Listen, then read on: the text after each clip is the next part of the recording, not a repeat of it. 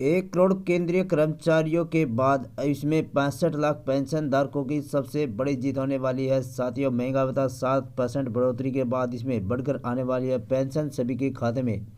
बड़ी खबर, न्यूनतम पेंशन 25,000 बढ़ोतरी के बाद इसमें महंगा भत्ता 7% सरकार ने यहाँ पे बढ़ा दिया गया है। जी हाँ साथियों, इसमें फिटमेंट आप सभी का इसमें 2.86% के तहत इसमें कर्मचारियों की अच्छी खासी सैलरी में भारी बढ़ोतरी यहाँ पे होने जा रही है। साथियों, देखिए आज की बड़ी खबर। कृषि कानून वापस होने के बावजूद किसान संतुष्ट क्यों नहीं है?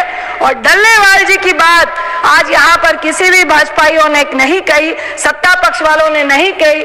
आज लगभग 73 दिन हो रहे हैं जो किसानों की मांग के लिए मौत की शैया पर पड़े हुए हैं और आपके सत्ताधारी उनका हालचाल पूछने तक के लिए नहीं गए हैं। क्या ये किसान का सुनहरा दिन है? मैं कुछ चीजों को लेने से पहले कहूंगी कि मुझे जब पीयूष साहब बोल रहे थे और मृत्यु पे जिस तरह से छिपाया गया, तो मुझे कोविड का गंगा तट पे जो लाशों के ढेर को छुपाने का काम किया था ना आपने, उसी तरह आज कुंभ में भी आपने लाशों के ढेरों को छुपाया है। और मैं आपको दावा करती हूं कि कल इस पर भी मूवी बनेगी, क्योंकि रात के कई घंटों तक उन शरीरों को, डेड बॉडीज को कमरे में बंद रखा गया, घायल कह के डेड बॉडी को हॉस्पिटल ले जाया गया और वहां से भी उन डेड बॉडियों को गायब किया गया। एसपी ने कहा मेरा नाम नहीं लेना, लेकिन जबरदस्ती लोगों से साइन कराया गया और कहा गया कि कहा जाए कि उनकी अपनी बीमारी से और नेचुरल डेथ हुई थी कुंभ मेले में, ना कि भगदड़ से हुई थी। ये हम सब के लिए बहुत शर्म की बात है। राष्ट्रपति जी का अभिभाषण हम सब सुन रहे थे। उन्होंने सरकार की उपलब्धियों को बताने का काम किया, जो एक परंपरा चली आई है।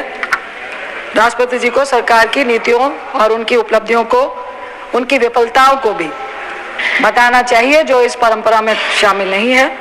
साथ ही उन्होंने ऐतिहासिक जो कुंभ मेला चल रहा है, मौनी आस्था के दिन जिन भगदड़ से जिन लोगों की मौत हुई, उसके लिए दुख व्यक्त किया। इसके लिए हम पूरा सदन उनका धन्यवाद तो नहीं करेगा, लेकिन हम शामिल हैं कि हम सब उस दुख में शामिल हैं। पर मेरा थोड़ा सा, मैं कहूंगी कि मैं आपकी निंदा नहीं कर रही हूं, लेकिन बेहतर होता कि हम पूरे सदन को और पूरे देश को विश्वास में लाते कि भगदड़ में आके कितने लोगों की मौत हुई है। क्योंकि मुझे कल पीयूष जी जवाब दे रहे थे, कुछ ऑब्जेक्शन उन्होंने किया था, तो मैं उन्हीं को कोट कर रही हूं कि उन्होंने पुराना कुंभ का इतिहास दोहराया कि 1965 में इतने लोग भगदड़ में उनकी डेथ हो गई थी, फला में इतनी डेथ हो गई थी, फला में इतनी डेथ हो गई थी। तो मेरा सवाल है आपके माध्यम से पीयूष साहब से कि मालूम कैसे चला उनको कि इतने इतने लोगों की डेथ हुई थी? क्यों? क्योंकि कांग्रेस ने सदन के अंदर भी, सदन के बाहर भी लोगों को बताया कि अगर भगदड़ हुई तो इतनी मौतें हुई थी। इसी से आपको एग्जाम्पल लेना था, तो आप क्यों छिपा रहे हो? क्योंकि आपकी सरकार आवाम के संवेदनाओं से खेलकर उनकी मौत पे सत्ता पाने का काम करती है। ये बहुत ही आवाम के लिए दुखद है, जो पूरा देश देख रहा है। कुंभ मेला, महादेवी श्वेता वर्मा जो बहुत बड़ी पोएट थी, बहुत बड़ी राइटर थी, वो महीना महीना जाके वहां रहती थी। उस टाइम सिर्फ साधु संत आते थे, लाखों की संख्या में आते थे, और वो एक दूसरे से वाद विवाद करते थे, मेडिटेशन करते थे।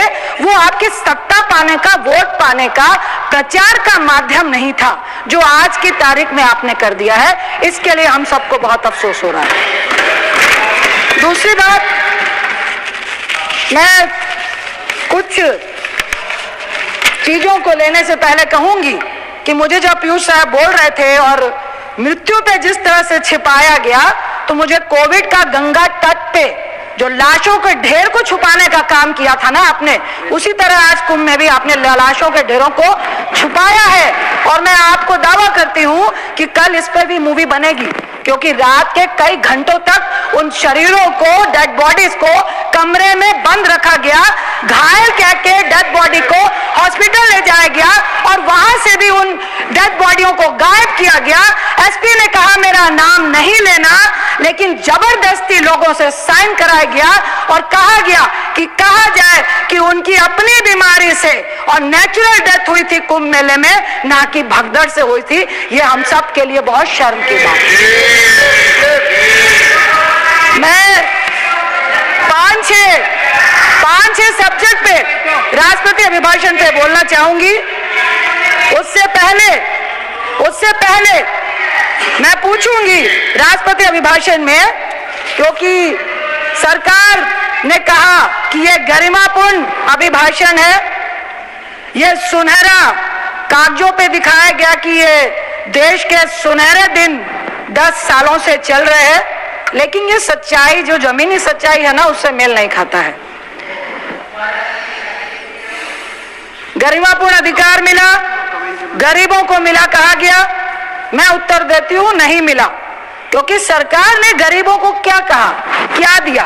बिल्कुल आप कहेंगे, आपके प्रधानमंत्री साहब और आपकी सरकार ने कहा, गरीब भाइयों बस आप शौचालय लो, महंगा गैस सिलेंडर लो, 5 किलो सूखा अनाज लो, बदले में ना नौकरी की बात करना या सोचना, ना महंगाई को कम करने की बात करना, ना गैस सिलेंडर को सस्ता करने की बात करना, बस सरकार को वोट देना।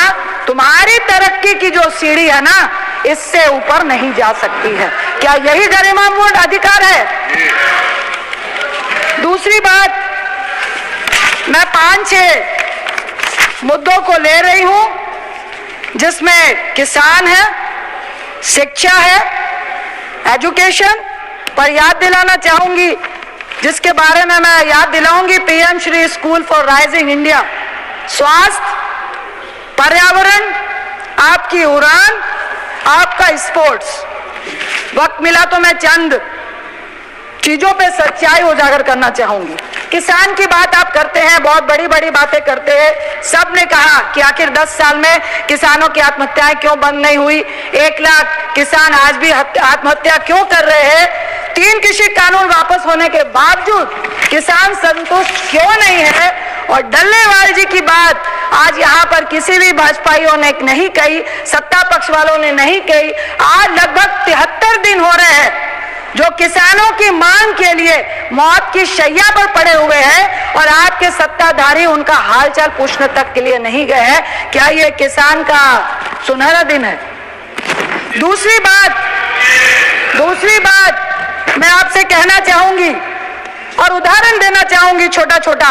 हमने किसानों की बहुत सारी बातें करी, आप खाद की बात कर रहे हैं, यूरिया की बात कर रहे हैं, लेकिन जमीन में ना वक्त पे उनको खाद मिल रहा है, ना जमीन पे उनको जो एमएसपी अभी तक गारंटी नहीं दी है, लेकिन जो एमएसपी है उस पे भी सही वक्त पे किसानों से अनाज नहीं खरीदा जाता है।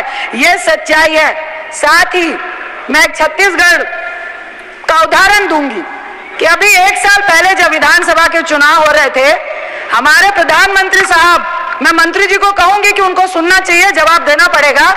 प्रधानमंत्री साहब चुनावी प्रचार में छत्तीसगढ़ के आवाम से, किसानों से कह के आए कि किसान भाइयों, कांग्रेस की सरकार 2640 रुपए धान का दे रही है, हमारी सरकार आएगी तो हम 3100 रुपए प्रति क्विंटल एमएसपी देंगे।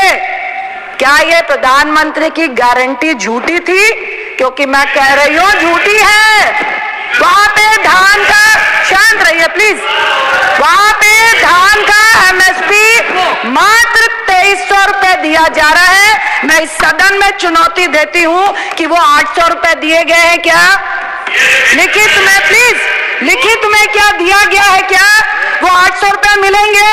क्योंकि प्रधानमंत्री कह के आए थे कि एक मुश्त 3100 रुपए हम किसान को देंगे, जिसमें आपने किसान को गुमराह करके छत्तीसगढ़ की सत्ता तो हासिल की, लेकिन किसानों का दिल जीतने में आप हार चुके हैं। दूसरा उदाहरण मैं शिक्षा के लिए देना चाहूंगी। बहुत सारी बातें आप कर रहे हैं, शिक्षा नीति को मॉडिफाई करने की बात कर रहे हैं। आपने 2020 में नई शिक्षा नीति का घोषणा की, 2022 में ये नई लेकर आए, 2024 में PM Shri school for rising India की बात की, आज के अभिभाषण में इसका जिक्र भी नहीं किया गया। आखिर में ये पीएम श्री स्कूल योजना है क्या? पीएम श्री योजना है क्या? ये राजीव गांधी सर्व शिक्षा अभियान का हिस्सा है, जिसमें से आप कुछ स्कूल उठाने का काम कर रहे हैं। और सच्चाई ये है, आपने कहा कि 14,000 स्कूल हम ले रहे हैं, जिसमें 6,000 फंक्शनिंग है। सच्चाई मैं छत्तीसगढ़ और बिहार की देती हूं, आप डेटा देखना। छत्तीसगढ़ में आपने लगभग 800 कुछ स्कूल लिए, बिहार में 804 स्कूल लिए, छत्तीसगढ़ में 341 स्कूल लिए।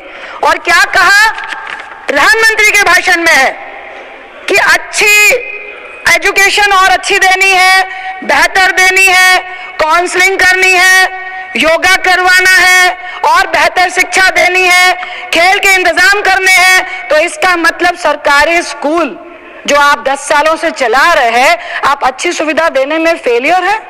पहले तो आप खुद ही इस बात को मान रहे हैं। जो ये डेटा दर्शा रहा है कि आपके कई सरकारी स्कूल आपकी सत्ता में आने के बाद बंद हुए हैं, प्राइवेट स्कूलों में वृद्धि हुई है और लगभग 62 जो स्थायी समिति की रिपोर्ट है पार्लियामेंट की, 62.71 लाख शिक्षक जो पद है, उनमें से लगभग 10 लाख पद रिक्त है। तो कौन से गुणवत्तापूर्ण शिक्षा की बात करते हैं? कौन से ये आप पीएम श्री शिक्षा की बात कर रहे हैं? ये सिर्फ और सिर्फ आप लोगों को, छात्रों को, जिस तरह युवाओं को 2 करोड़ नौकरी का झांसा देके आप 2014 में आए, उसी तरह आप शिक्षा नीति को भी झांसा दे रहे हैं। और सिर्फ हमारी बनाई हुई नीतियों पे, सिर्फ हमारी बनाई नीतियों को उठापटक करने का काम कर रहे हैं, उसको भी बेहतर करने का काम नहीं कर रहे हैं और सिर्फ गुमराह करने का काम कर रहे हैं। ये मैंने एग्जाम्पल दिया कि मैं सुपौल में जब लोकसभा में थी कि सच्चाई ये है आपके पीएम श्री स्कूल की कि 804 और 371 स्कूल में लगभग 17 जो मेरे सुपौल में है, मैंने पूछा यहाँ पे बोलने से पहले कि कितने स्कूल चल रहे हैं। अध्यक्ष सभापति जी, एक भी स्कूल नहीं चल रहा है, सिर्फ अकाउंट खुलवाया जा रहा है। क्या ये बेहतर शिक्षा नीति है आपकी? क्या ये अभिभाषण है? डेटा पढ़ना पड़ेगा आपको बोलने से पहले। अब मैं आती हूं स्वास्थ्य पे। बहुत बड़ी बात कर रहे हैं हम आयुष्मान की। मैं हकीकत बताती हूं आयुष्मान की। बहुत बड़ी बातें कर रहे हैं हम सरकारी अस्पतालों की। आपने 2014 में 15 एम्स की घोषणा की। बहुत बड़ी बातें कर रहे हैं कि मध्यम वर्ग गरीबों का इलाज। सच्चाई क्या है? सच्चाई आज भी महंगी है। सच्चाई आज भी, एक तरफ आप कह रहे हैं कि 25 करोड़ जनता को हमने गरीबी रेखा के ऊपर कर दिया। WHO की रिपोर्ट कह रही है 5.5 करोड़ जो आवाम है यहाँ का, इलाज में 65 से 70% आज की तारीख में भी उसका खर्च हो रहा है, जिसके कारण वो लगातार हर साल गरीबी रेखा के नीचे धकेले जा रहे हैं। सच्चाई इस देश की ये है। आप आयुष्मान की बात कर रहे थे कि हम 5 लाख रुपए दे रहे हैं। सभापति जी, सच्चाई ये है, आप इम्प्लीमेंटेशन, मैं कहूंगी बढ़िया योजना थी, आपको अच्छा करने के लिए इम्प्लीमेंटेशन को देखना चाहिए था, नीचे क्या हो रहा है वो देखना चाहिए था। यह सच्चाई है, इसको ध्यान से सुन के आपको जवाब देना पड़ेगा कि 5 लाख का जो आपका आयुष्मान का आपका जो आप कार्ड दे रहे हैं, अगर आप इलाज कराने जाते हैं तो बड़ी बीमारियों के लिए 2.5 लाख का अगर खर्चा आता है तो पूरा पैसा आयुष्मान से नहीं कटता है, लगभग 1 से 1.5 लाख कटता है। 1 से 1.5 लाख रुपए उस पेशेंट को, उस परिवार को देना पड़ता है। इसमें बहुत बड़ा क्वेश्चन मार्क है, क्यों है?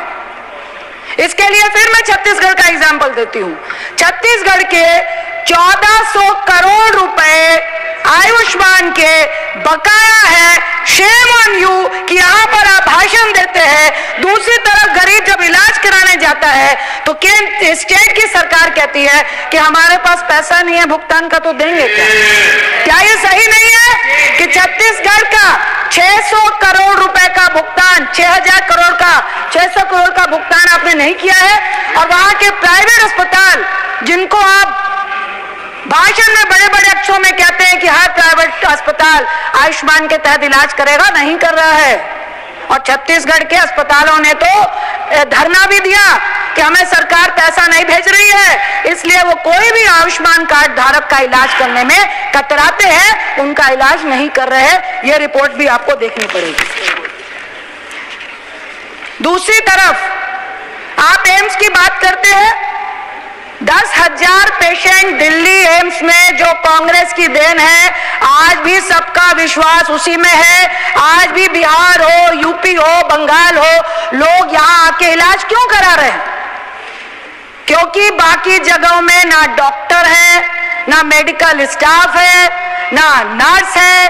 आज की तारीख में भी कहीं पर सर्जन 63% की पूरे ऑल ओवर इंडिया की बात करें तो lack of medical staff including doctor 79% की कमी है। वो भरपाई आपने 11 साल में क्यों नहीं की? क्यों सिर्फ दिल्ली एम्स में इतना भार है कि लोग सड़कों पे, जो सबवे के नीचे बुरी हालत में 6-6 महीने से बैठे हुए हैं, वहां से अपने इलाज कराने की बारी का इंतजार कर रहे होते हैं? ये कौन से सुनहरे सपने की बात कर रहे हैं आप, जिसमें आज भी गरीब को कोई इलाज नहीं मिल रहा है? इसके साथ ही अब मैं पर्यावरण की बात करती हूं। आपने ग्रीन हाइड्रोजन की बात की, ग्रीन रेवेन्यू की बात की, सौर ऊर्जा की बात की। धरातल में क्या कर रहे हैं आप? जोशीमठ में दरारें आई, जो टनल बना वो क्यों लीकेज हुआ, क्यों ढह गया, क्यों आपने उसकी सेफ्टी का इंतजाम पहले नहीं किया था? क्यों आज तक इस पर एक्सपर्ट बोल रहे हैं कि जगह पे वो टनल बनी? प्लीज 5 मिनट और लो सर। 5 सर हमारा टाइम है, सर हमारा टाइम है। 1 मिनट में कंक्लूड करिए सर प्लीज। मेरी अपनी मजबूरी। सर पाउस तो कर दीजिए। 1 मिनट सर, पाउस तो कर दीजिए। 1 मिनट प्लीज कंक्लूड करिए, प्लीज कंक्लूड। सर 3 मिनट दीजिए प्लीज। Please conclude. पर्यावरण की बात करते हैं, 4 धाम योजना में इको सेंसिटिव जोन को आपने छेड़ दिया, गंगा के नेचुरल स्रोत को आपने छेड़ दिया। पर्यावरण मंत्री बीआरओ पे, डिफेंस पे छोड़ता है, डिफेंस पर्यावरण मंत्री पे छोड़ता है, उस पे ट्रांसपोर्ट मिनिस्टर पे सौंपते हैं, और कई हजार पेड़ काटने का जो आपका इंतजाम करके रखा हुआ है, आप पर्यावरण की बात कर रहे हैं। ना जोशीमठ को सेव कर पाए, ना पहाड़ों को सेव कर पाए। मैं आपको एक सलाह देना चाहती हूँ कि आपको कैरिंग कैपेसिटी के अकॉर्डिंग पहाड़ों को बचाने का काम करना चाहिए।